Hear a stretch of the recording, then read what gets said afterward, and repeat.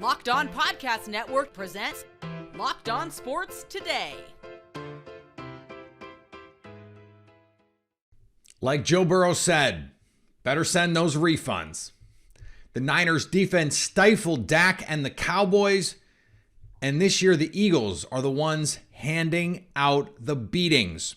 I'm Peter Bukowski, starting your day with the can't-miss stories and biggest debates in sports. You're Locked On Sports Today. Searching all major sports. Found.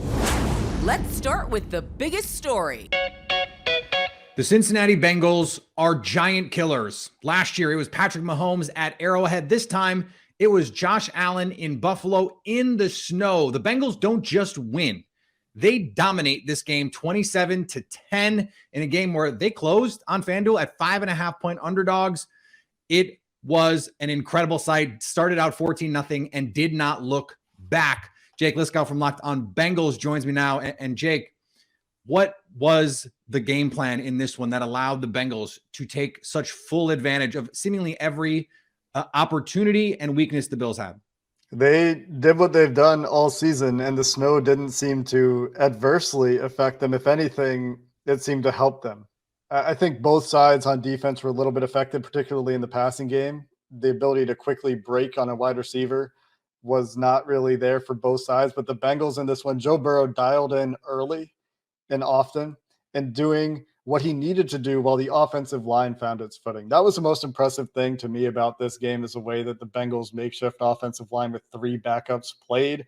They got the running game going for the first time in over a month, I want to say, and just did whatever they wanted to do on offense. I think they had one or two drives that I would call failed drives. Outside of that, they were knocking on the door every single drive they had and had a controversially overturned touchdown. And I can understand the NFL's reasoning there. And another drive that was very close to a touchdown that ended in field goals. So on the offensive side, I just thought they played their game and were dominant. And the Bills never found answers. On the defensive side of the ball, they pressured really well in this game. They lived and died with their front four and sent some really timely blitzes. We saw Mike Hilton in the second half hit Josh Allen, I think, on 3 plays in the fourth quarter. One of those could have very well been ruled a fumble. It was overturned again on the field as the call went the Bills' way. But pressuring Josh Allen in this game, I think, was massive, because the Bengals corners, although Cam Taylor-Britt made 2 really good plays in this game, are the area where you would target if you're the Buffalo defense. That ability wasn't there for Josh Allen today because he was under duress all game, and the magic of Josh Allen under duress seemed to me, for the most part, to disappear in this game. You mentioned the offensive line and the running game. 34 carries for 172 yards and a touchdown. Joe Mixon had 20 for 105 and a score. How did they do it with a backup makeshift Scotch tape and paperclip offensive line? They were just out physicaling the Bills' defensive line, which is not something that I really saw coming. Like, they've got some powerful dudes on that offensive line in Cincinnati. Cordell Volson, the rookie left guard.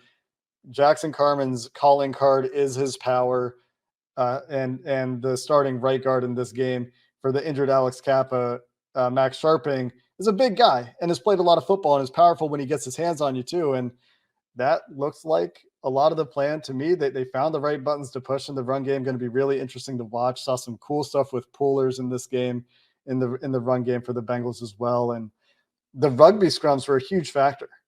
We saw this game last year in the AFC title game, and it was a tale of 2 halves, with Kansas City coming out a house of fire, and then the Bengals making some incredible adjustments. Lou Anarumo and that defense really turned that game. How much of that game plan is transferable this week? Just early feel. I mean, they've continued to use this year, when they beat the Chiefs in the regular season in Cincinnati for the 2nd straight year, some of that drop 8 stuff a little bit more selectively, right? Because Patrick Mahomes saw it and other defensive coordinators tried to copy it. And there were adaptations, of course, with Kansas City. We'll have to see how healthy Mahomes is with that high ankle sprain too, because that obviously has a big impact on the way you rush him. The thing that was most impressive to me about the way the Bengals defense played the Chiefs in the regular season this year was how well they contained Mahomes in that game. I recall him maybe having one play where he broke the pocket and extended the play. It was called back for a penalty, so it didn't even count anyway. But that was a huge, huge aspect of the Bengals limiting the Chiefs to 24 points in that game and coming out with the win. Stay up to date all year on the Cincinnati Bengals by subscribing to Locked On Sports Today and Locked On Bengals on YouTube or wherever you get podcasts. Thanks for making Locked On Sports Today your first listen. Coming up, Dak Prescott had no answers for the 49ers defense. Will the Eagles? But first, the most important player for the Chiefs may not be 100% next week if he plays at all. We're really excited about our new sports betting partner for Locked On because they're the #1 sports book in America, FanDuel. And if you're new to FanDuel, that's even better. They have so many great features that make betting on sports fun and easy. New customers, join today to get started with $150 in free bets guaranteed when you place your first $5 bet. Just sign up at FanDuel.com/lockedon. FanDuel has all of your favorite bets, from the money line to point spreads to player props. Plus, you can even combine your bets for a chance at a bigger payout with a same-game parlay. I had a bunch of them over the weekend. They are incredibly fun. Looking at tonight's matchup to watch, the Milwaukee Bucks should beat the Detroit Pistons, right? Well, but how confident are you? FanDuel has the Bucks favored by 11.5. Could be interesting as the Bucks are coming off a loss to the Cavs in Cleveland, though early reports, Giannis and Chris Middleton could play. Don't miss out. Place your first $5 bet to get $150 in free bets, win or lose, at FanDuel.com/lockedon. Make every moment more with FanDuel, official sportsbook partner of the NFL. The Kansas City Chiefs beat the Jacksonville Jaguars 27-20 on Saturday, but they did it with Patrick Mahomes playing on one leg for more than half the game. Mahomes had a high ankle sprain as reported by ESPN. Before we go all nuclear with the news, there is precedent here. Mahomes injured his ankle in week 1 of the 2019 season, also against the Jaguars, and didn't miss any time, throwing 7 touchdowns and averaging 409 passing yards while leading the Chiefs to victories in the next 2 games. Andy Reid, not worried. Yeah, we'll see. We'll see. I don't want to jump to things right now, but let's just see how it goes here the next couple days. It's going to be sore, I know, but let's see where he's at. He's had this before, and he was able to keep pushing through. Actually, against Jacksonville, a couple years ago, same type of deal. So he pushed through that. The main thing is that he's safe. I mean, that's or as safe as you can be on a football field. So, that's the important thing. Saquon Barkley needs a new contract. The standout running back just put together an impressive season in his final year under contract with the Giants. This, of course, was his last game over the weekend as the Giants fell to the Eagles 38-7. Not great. New York fans can rest easy, though, as he's not looking to break the bank. I mean, I'm not really too concerned about resetting any markets or anything like that. I'm realistic. I know where I was on, pace to do, but having 2 years of filled up with injuries and, having a season of not performing to the level that I know I could perform doesn't help. But I think I was able to show that the type of caliber of player I am and the things I'm able to do on a football field. That's something I wanted to do. That was my goal this year, and I was able to accomplish that. And now it's just, sit down with my agent, Kim, and see what happens. On the hardwood, the reason why the Dallas Mavericks fell to the LA Clippers was clear. The Dallas Mavericks fall to the Los Angeles Clippers, and their focus just wasn't in it. Nick King said from the Locked On Mavericks podcast here, the Dallas Mavericks have a couple of things that really get them hung up, and one of those, either they miss their threes, they go out to the other end of the court, they don't seem to like they're locked in. If their defense isn't locked in, if they don't put a ton of effort on the defensive end, on the rebounding effort, then this team can fall. And the third one is if calls aren't going their way. If the refs start calling things for one team and not calling them for the other team, this Mavs team just gets completely out of the game, and that's exactly what happened in this game. Clippers got a lot of really touchy calls here and there, tic-tac stuff. Paul George and Kawhi Leonard, they just draw calls a lot. And with the Mavericks, all of a sudden when calls stopped going their way, their offense completely fell off the table. Fourth quarter was a disaster for the Mavericks. Luka Doncic was just completely out of it in so many different ways. A 29-point off game for Luka, but that's what happens when the Dallas Mavericks just stop paying attention on offense really and start getting too focused on what the refs are calling. And the New Orleans Pelicans lost, but got some good news they've been waiting for. Same old script for New Orleans in their Sunday afternoon loss to the Miami Heat, but prior to the game, the Pelicans got some very good news. I'm Jake Madison, host of Locked On Pelicans. It was more of the same for the New Orleans Pelicans, who are still without Zion Williamson and Brandon Ingram. Build a first-half lead through inspired play, lose it in the third quarter, and be unable to come up with enough offense to close the game out in the fourth. The biggest difference Sunday was rookie Dyson Daniels making a couple of key hustle plays at the end, forcing a jump ball with Jimmy Butler after a horrendous 5-second call by the refs, and then winning that jump ball. But emblematic of the Pelicans' struggling offense, CJ McCollum missed the game-winning three at the end. He was 5 of 16 shooting on the night. The best news for the Pelicans came before the game when head coach Willie Green said that Brandon Ingram has participated in 5-on-5 practice. That's the biggest hurdle he needed to reach before stepping back out on the court. So while the script was the same on Sunday, the Pelicans hope it'll soon be very different.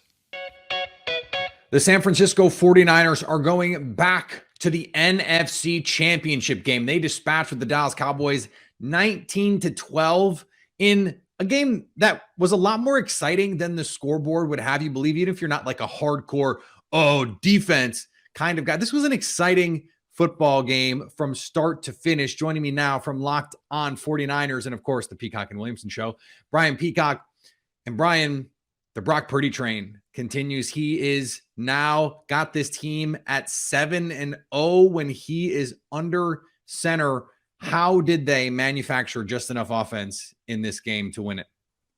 It was because the rookie quarterback is the one that wasn't turning the ball over. Yeah. I think that was the big difference in this game. The veteran was the one making mistakes, and the rookie took what the Dallas defense gave him, which was not a lot.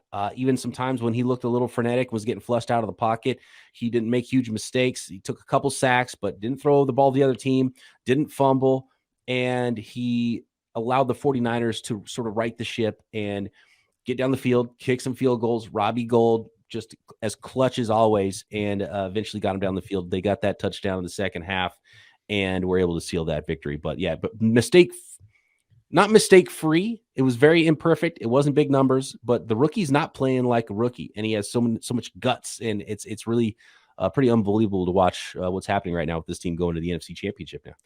You mentioned those turnovers, Dak Prescott with a pair of interceptions.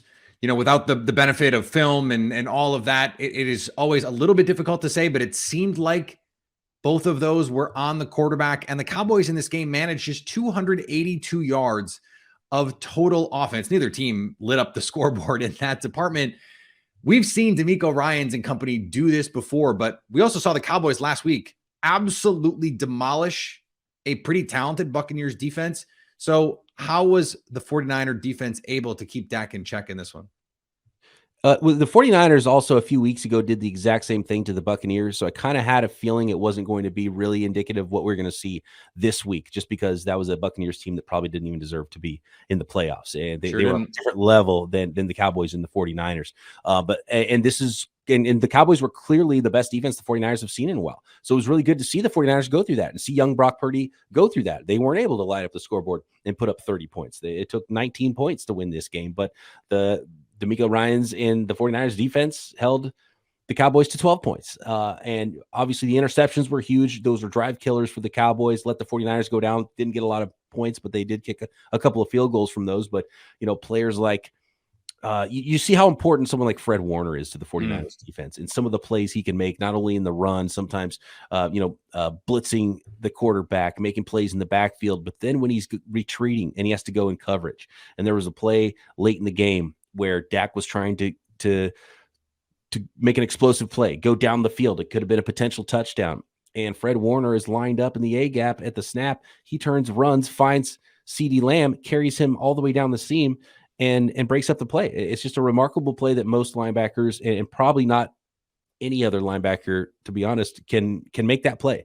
And so when this game, when it's really tight, you really see how important some glue characters are for the 49ers and how important those Fred Warner types, the George Kittle types are, because it might only be a few plays a game. It might not be eye-popping and wowing numbers, but the heart and soul players that they are on each side of the ball, you can really see how important they are. So that's probably the biggest thing I would point to is All-Pro Fred and all pro George on the other side. Stay up to date all year on the San Francisco 49ers by subscribing to Locked On Sports today and Locked On 49ers on YouTube or wherever you get podcasts.